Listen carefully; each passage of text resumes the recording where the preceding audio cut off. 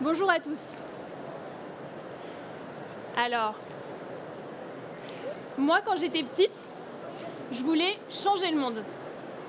Et d'ailleurs, quand j'ai demandé cette photo à ma mère, il y a 2 jours, elle m'a dit ah oui, c'est bien vrai, tu voulais vraiment changer le monde. Du coup, je me suis dit, pour changer le monde, il faut comprendre les règles du jeu.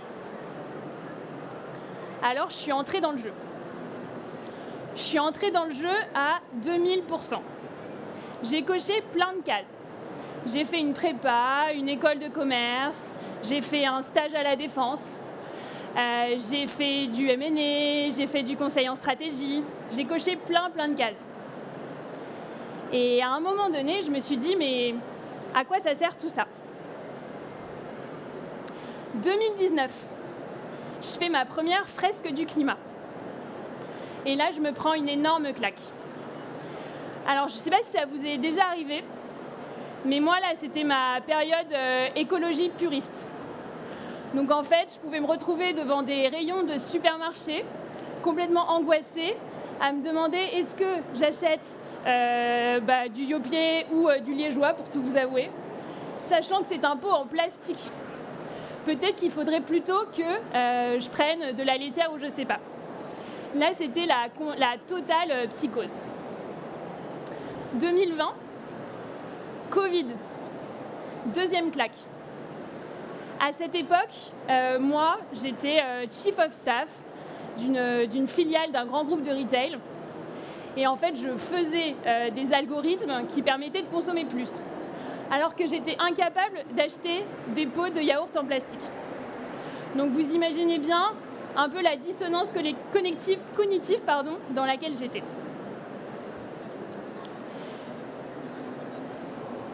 Du coup, la slide passe pas mais c'est pas grave. Du coup, qu'est-ce que je fais ? Je démissionne. Je pars voyager 6 mois.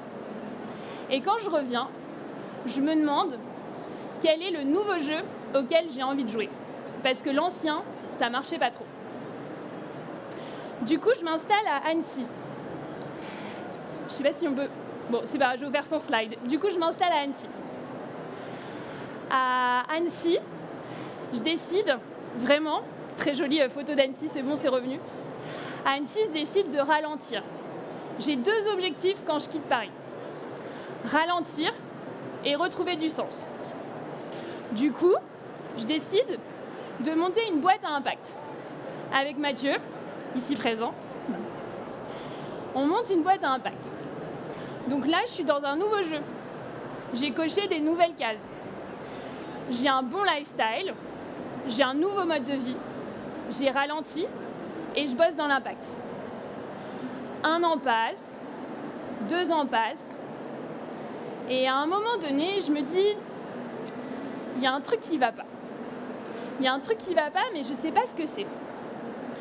En fait, je veux ralentir, mais je suis dans une pression perpétuelle. Mais cette pression, elle est dans ma tête. En fait, j'ai changé toutes les règles du jeu. Mais j'ai changé toutes les règles du jeu à l'extérieur. Et je ne me suis pas posé la question de qu'est-ce qui se passait à l'intérieur de moi. Du coup, là, c'est un peu comme si je me retrouve de nouveau devant mon rayon de yaourt. Alors, c'est plutôt pour la blague. Je vous rassure que je sais parfaitement bien faire mes courses. Mais en tout cas, c'est la même situation, au moins dans ma tête. Et l'enjeu, il est là. Je suis bloquée par un monde trop grand, par des enjeux trop grands pour moi. Et en fait, je suis tellement dans une peur que je n'arrive pas à, du coup, micro-agir au quotidien. Du coup, je me pose la question de l'intérieur. Qu'est-ce qui rentre en jeu à l'intérieur de moi ? Donc vous me connaissez maintenant, je décide de changer de jeu. Et pour comprendre le nouveau système, je me dis, je vais comprendre notre système de pensée. Je vais essayer de comprendre le fonctionnement de notre cerveau. Parce qu'à ce moment-là, il y a aussi le backlash écologique, il y a aussi un contexte global anxiogène, donc c'était l'an dernier. Et je me dis, en fait, tout ça, c'est beaucoup trop. C'est beaucoup trop et en fait, je commence à me replier. Je commence à rétrécir. à rétrécir dans ma vie. Parce que la peur, ça rétrécit tout. Ça rétrécit notre regard, ça rétrécit la manière dont on va interagir entre nous, ça rétrécit nos opportunités, notamment au niveau du travail. Et en fait, je me sens de plus en plus petite, écrasée par des enjeux trop grands. J'ai l'impression que ma vie se résume à mon téléphone portable, que je suis dans une bulle digitale, une bulle d'ailleurs qui me confirme que ce que j'ai envie de voir. Du coup, le monde autour de moi semble rétrécir. Et moi, je me dis quand même, je fais plein d'efforts. Comment est-ce que je fais ? J'ai envie d'être bien dans mes baskets, j'ai envie d'avoir de l'impact, mais pourtant, je suis complètement bloquée. Donc, je rentre dans ce nouveau jeu, je me forme, je fais des formations de coaching en neurosciences, etc. J'accompagne désormais des dirigeants et des entrepreneurs du monde de l'impact à rayonner et à retrouver leur lucidité intérieure. Et c'est toute cette exploration de notre système de pensée que j'ai envie de partager avec vous aujourd'hui. Parce que je suis persuadée que quand les enjeux sont trop grands, la transition, elle se joue à l'intérieur. Et le seul jeu dont vous avez les commandes et que vous pouvez jouer, c'est du coup ce qui se passe en vous. Alors je vais vous proposer de vous lever et vous allez changer de place. Mettez-vous à côté de quelqu'un que vous ne connaissez pas, changez de place et vous pouvez vous rasseoir.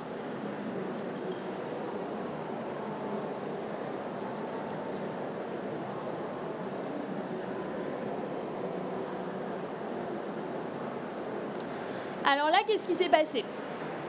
Vous avez juste changé de place. Mais vous ne voyez pas du tout la même chose de ce qui se passe autour de vous et ce qui se passe sur scène. Du coup, vous avez changé de regard. Et c'est ça qui est en jeu. Je ne sais pas si vous avez vu, vous avez des petites feuilles devant vous avec un stylo.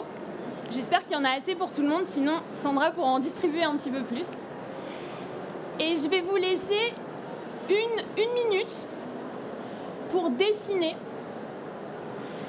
Ne vous inquiétez pas besoin de savoir bien dessiner, j'ai vu ta tête. Pour dessiner votre entrée devant le Grand Palais. La première minute avant que vous soyez entré dans le Grand Palais, qu'est-ce que vous avez vu ? Dessinez-moi la rue, dessinez-moi tout ce qu'il y a devant le Grand Palais. Je vous laisse une minute.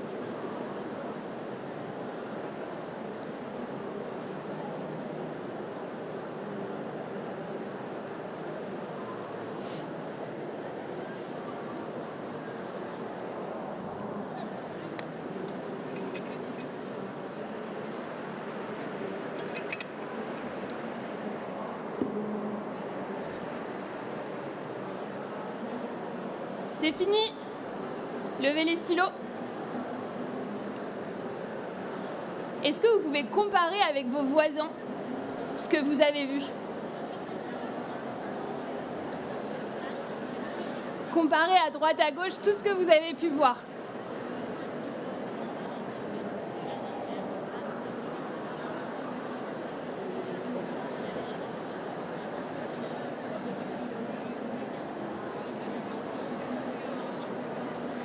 Alors normalement, vous avez autant de dessins que de personnes dans cette salle. Parce que votre carte du monde n'est pas le territoire. Ce que vous voyez, ce n'est pas ce que les personnes autour de vous voient. Donc c'est pour ça qu'on a tous des regards très différents sur le monde. Alors que vous imaginez bien que là, on est tous dans la même pièce. Donc à l'échelle mondiale, c'est multiplié par je ne sais pas combien. Pourquoi personne ne voit la même chose ? Il y a 3 filtres qui vont fabriquer votre histoire. Un filtre neurologique, vos 5 sens. On n'est pas tous câblés de la même manière. On a des sensibilités différentes. Donc du coup, on va être plus sensible ici, par exemple, au bruit, à la lumière ou autre. Donc vous n'allez pas capter la même chose. Ensuite, l'héritage socio-culturel. Du fait que nous soyons français, potentiellement nés en France pour la plupart d'entre nous. ça n'a pas du tout le même impact. C'est une question de normes sociales, de regard sur l'autre, de ce qu'on pense être, de culturel, de l'éducation, de tout ce qu'on nous a appris. Et vous avez un autre filtre, c'est votre filtre individuel, votre perception à vous, en fonction de vos blessures, de votre histoire, de votre état de fatigue du moment. Donc tous ces filtres-là font que, à niveau individuel, on ne va pas percevoir la même chose. Et ça, en fait, c'est assez logique. Parce que votre cerveau reçoit des millions et des millions et des millions d'informations par seconde. Et en fait, il vous protège. Il va, du coup, il ne va pas retranscrire la réalité, il va retranscrire votre réalité. Parce qu'il n'arrive pas à tout gérer. Donc il reçoit trop d'infos, il n'arrive pas à tout gérer et du coup, il a besoin de cohérence. Et le cerveau, ce qui est intéressant, c'est qu'il préfère avoir tort de manière cohérente que raison de manière contradictoire. Donc moi, quand j'étais à Annecy et que j'avais envie de ralentir, c'était pas mon système, mon logiciel de base. Donc dès que je ralentissais, mon cerveau réagissait. Certes, il avait tort parce que c'est pas ce que j'avais envie de faire, mais il surréagissait au niveau de mon système nerveux pour me dire c'est ton programme, tu ne peux pas ralentir. Car pour toi, ralentir, c'est une perte de ta valeur. En fait, moi, mon système de pensée, c'était ma valeur est égale à ma performance professionnelle. Parce que j'ai été conditionnée pendant des années. Il y a 3 mécanismes de pensée aussi qui arrivent, qui sont en jeu. L'omission. Par exemple, si vous êtes persuadé que vous êtes en voiture, vous roulez, vous êtes persuadé que dans cette rue, il n'y a jamais de place, vous pouvez passer devant en voiture 3 fois, vous ne verrez pas la place libre. La généralisation, au bout de 3 expériences dans votre vie, votre cerveau en fait une loi universelle. Et la distorsion. Donc tout n'est pas forcément valable en fonction de votre réalité. Une fois qu'on s'est dit ça, la réalité objective n'existe pas. Vous vivez dans votre propre film. Chacun se fait son propre film. Ça paraît un peu flippant, mais dans les faits, c'est plutôt une bonne nouvelle. Le cerveau, c'est comme un logiciel. Il a 2 programmes, 2 modes. Il a un mode automatique. Le mode automatique, c'est votre autoroute 4x4 voies. C'est 98% de vos comportements. C'est ce qui est ancré en vous, c'est vos habitudes. Ces habitudes-là, elles sont très dures à changer.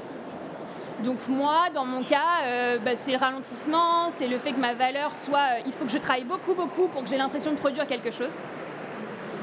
Et il y a un deuxième mode. Le deuxième mode, c'est le mode adaptatif. C'est la petite route sinueuse que vous pouvez prendre.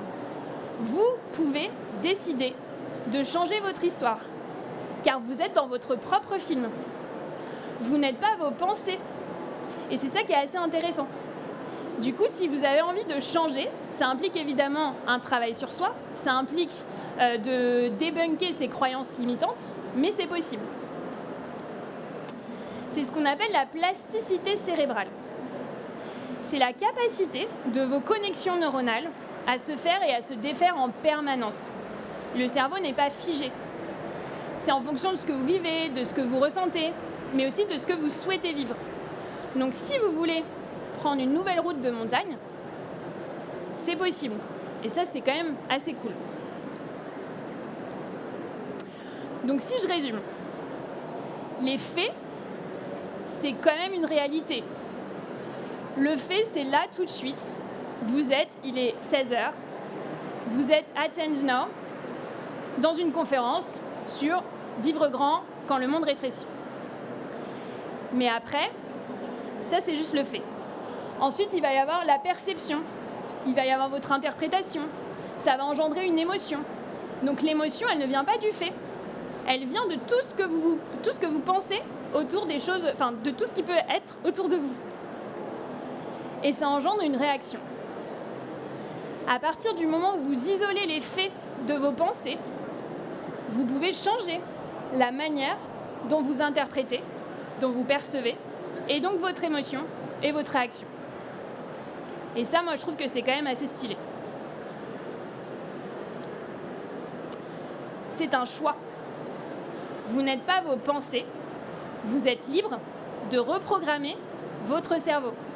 Vous êtes libre de reprendre cette nouvelle petite route de montagne. Et sur les sujets de transition, c'est quand même assez intéressant. Parce qu'on est ultra formaté par un logiciel de base, qui est le logiciel qu'on a, qui est propre à notre histoire. Mais il est possible d'aller chercher vos croyances et d'aller changer ce logiciel. Dans la transition, dans le monde de la transition, on parle beaucoup de récits collectifs, de nouveaux récits. Ça, c'est le super pouvoir de l'Homo sapiens. La capacité de fonctionner en communauté, la capacité de créer des récits collectifs, des fictions collectives, un système de monnaie, des religions, des entreprises. Et donc tout ça, on peut collectivement le reformer, on peut inventer le monde de demain. Ça implique des croyances limitantes, c'est des croyances qui vous bloquent, mais aussi des croyances motrices. Donc ça, c'est des croyances qui vont vous pousser à aller vers l'avant. Mais ma question est la suivante. C'est cool d'avoir des nouveaux récits collectifs, mais à quel niveau intérieur êtes-vous prêt à absorber ces nouveaux récits? Parce qu'à l'intérieur, on est formaté. Donc quelle est l'histoire pour vous que vous souhaitez vous raconter? Même si on invente le monde de demain, il est probable, de la même manière que moi, quand je suis arrivée à Annecy, je n'ai pas réussi tout de suite à ralentir, il est probable que vous n'y arriviez pas, parce que vous êtes conditionné par la vitesse, par la performance, par un système dont on a hérité depuis des centaines d'années. Donc quel est le récit intérieur que vous voulez écrire? Alors, en fait, on peut considérer qu'on est sur son autoroute en voiture, 4x4 voies. Potentiellement, on n'a pas mis les phares, on fonce. Et sur l'autoroute, il y a des panneaux publicitaires. Ces panneaux publicitaires, c'est la nouvelle histoire que vous pouvez vous raconter. Mais souvent, on oublie de mettre le GPS.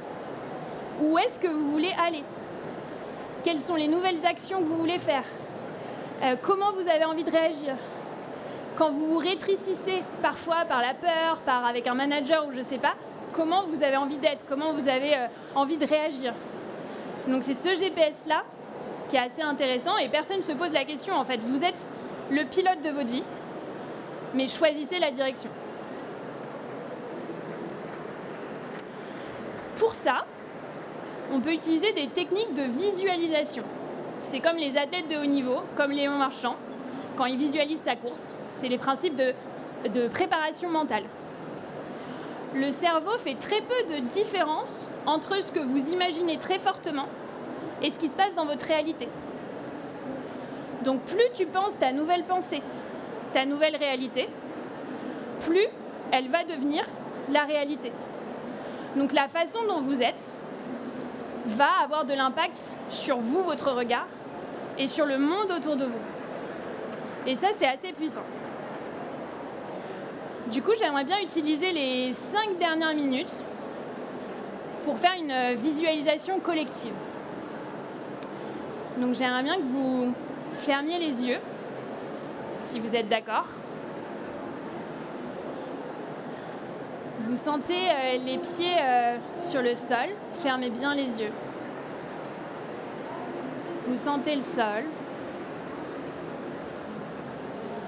Prenez une grande inspiration, une longue expiration. Sentez vos pieds, vos chevilles, vos genoux, vos hanches, le ventre, les épaules. Vous pouvez faire des petits mouvements d'épaules, des petits mouvements de tête, détendez-vous. Inspirez pour 1, 2, 3, 4. Expire 1, 2, 3, 4, 5. Inspire 1, 2, 3, 4. Expire. 1, 2, 3, 4, 5. Inspire. 1, 2, 3, 4. Expire. 1, 2, 3, 4, 5. Je vais vous demander de réfléchir au 1er avril 2027. Où est-ce que vous êtes? Avec qui? Comment vous vous sentez? Imaginez que vous vivez grand. Vous vivez très grand.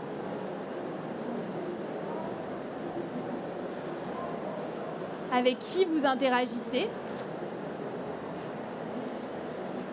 Dans quel environnement êtes-vous?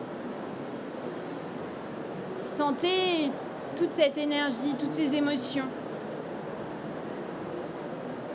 Sentez aussi l'émotion du collectif, les gens autour de vous. C'est le 1er avril 2027.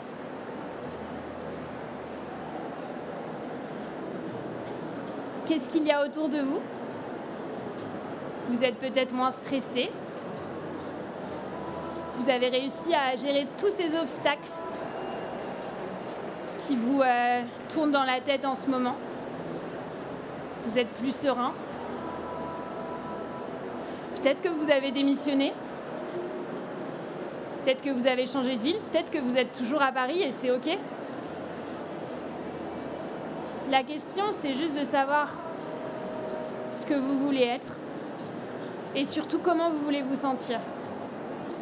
Ressentez cette émotion à l'intérieur.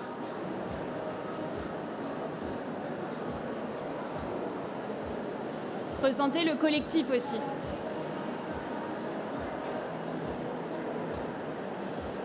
Je vous invite à inspirer et à expirer très longuement. Et quand vous serez prêt, vous pouvez revenir ici et maintenant.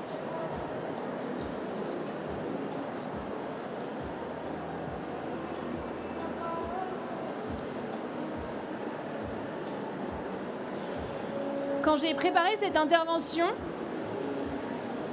quelqu'un m'a dit « Seuls quelques grands penseurs de ce monde peuvent prétendre à changer le monde. » Moi, je pense que c'est faux. Je pense qu'on ne peut pas changer de paradigme, on ne peut pas faire un changement de société avec un système de pensée de l'ancien monde. Et il est de notre devoir individuel de réfléchir à son propre système intérieur. Vous avez le pouvoir d'agir sur ça. Alors je vous invite à travailler sur vous, à débunker vos croyances limitantes. Je vous invite à rayonner fort, à rayonner très très fort, très très grand, à faire rayonner vos idées, vos convictions, vos valeurs. Parce que l'important, c'est pas d'être parfait, c'est pas d'être dans une écologie puriste, mais c'est d'être en mouvement. Et moi, je suis persuadée que vivre grand, à l'intérieur, c'est vraiment invisible, mais déjà, vous serez mieux dans vos baskets. Et pour moi, c'est une forme de résistance collective. C'est invisible, mais je pense que c'est très puissant. Merci.